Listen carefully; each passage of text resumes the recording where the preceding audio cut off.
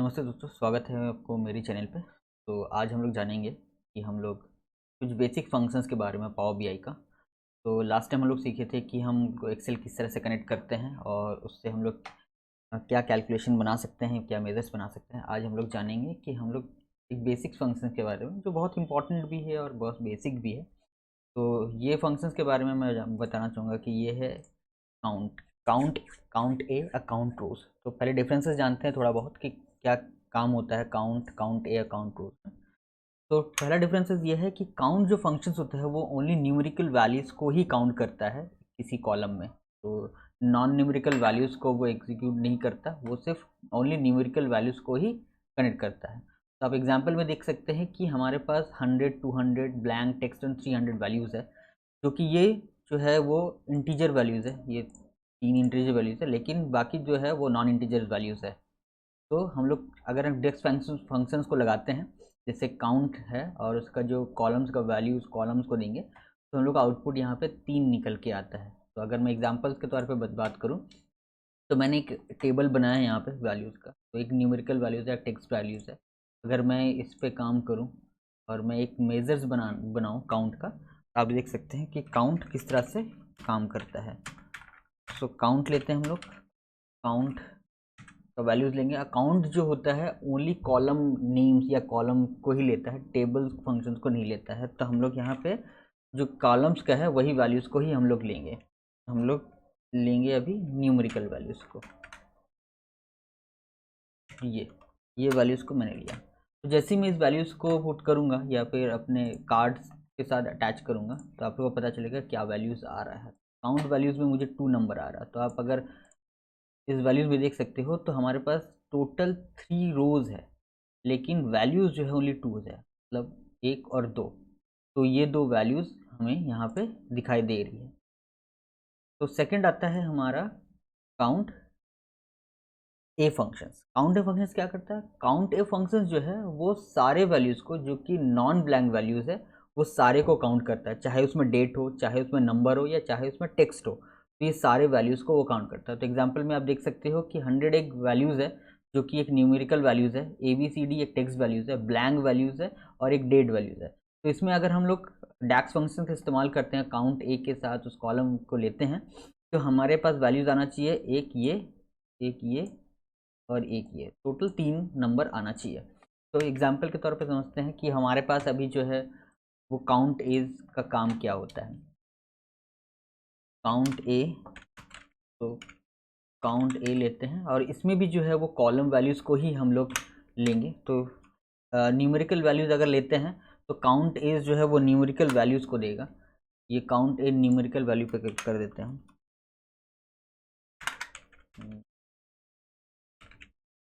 Count ए numerical, तो count ए numerical values को देंगे वो। तो अगर मैं इसका कॉपी करूँ और इसमें काउंट ए न्यूमेरिकल्स को दूं, तो आप देख सकते हो 2 दिख रहा है। लेकिन इसी को मैं काउंट ए न्यूमेरिकल्स को मैं अगर ये कॉपी करूं और मैं दूसरा एक मेजर्स लूं, काउंट ए टेक्स्ट को लूं और इसको वैल्यूज़ को मैं टेक्स्ट में चेंज कर लूं, ठीक है। तो काउंट ए टेक्स्ट वैल्यूज़ में आप देख सकते होंगे कि यहाँ पे चेंजेस हो चुका है। तो ये काउंट एक न्यूमेरिकल वैल्यूज़ है, टेक्स्ट वैल्यूज़ है। तो काउंट एक टेक्स्ट वैल्यूज़ में 1 दिखा रहा है, जो कि हम देख सकते हैं कि यहाँ पे मेरा 2 ब्लैंक है और एक जो है टेक्स्ट वैल्यूज़ है। तो इसीलिए मुझे काउंट जो है वहाँ पे सिर्फ 1 दिखा रहा है। तो काउंट में मुझे 2 दिखा रहा था क्योंकि ये न्यूमेरिकल वैल्यूज़ है। काउंट ए में जो न्यूमेरिकल वैल्यू उसमें भी 2 दिखा रहा था, क्योंकि काउंट ए में न्यूमेरिकल वैल्यूज़ कॉलम्स को मैंने लिया है, इसीलिए वो 2 दिखा रहा है। लेकिन ब्लैंक वैल्यूज़ को ये छोड़ दे रहा है। इसमें ये पता चल रहा है कि जो ब्लैंक वैल्यूज़ है उसको वो काउंट नहीं करता है, सिर्फ जो है वो न्यूमेरिकल या टेक्स्ट वैल्यूज़ को ही काउंट कर रहा है और डेट वैल्यूज़ को भी काउंट कर रहा है। थर्ड में आते हैं हम कि हम जो ये रोज़ है काउंट रोज़। तो काउंट रोज़ का काम क्या होता है? काउंट रोज़ का काम होता है जितने भी वैल्यूज़ है, ठीक है, चाहे वो फिल्टर लगने के बाद हो, वो वैल्यूज़ को वो काउंट करके रोज़, टोटल जो रोज़ है उसको काउंट करके वो बताते हैं। तो जैसे अगर हम लोग एग्जांपल के तौर पे देखें, तो ये जो वैल्यूज़ होगा हमारा, अगर मैं यहाँ पे मेजर्स लूँ काउंट रोज़ का,